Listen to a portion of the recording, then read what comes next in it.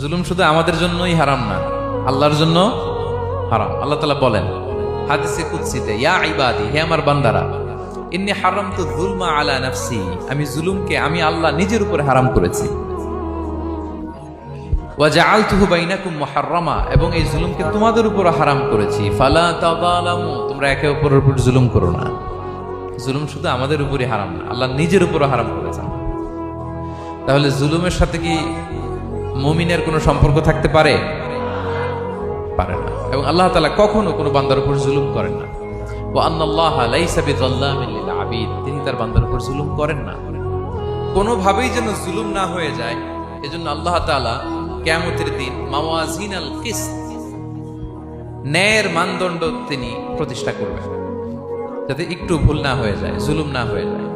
আমরা মাঝে মাঝে যে দোকান থেকে বস্তায় বস্তায় চাল নিয়ে আসি না, চাল দেখা যাবে যে 1 মণ চাল হয়তো সামান্য একটু কম হইতে পারে, সামান্য একটু বেশিও হইতে পারে, এরকম হয় না?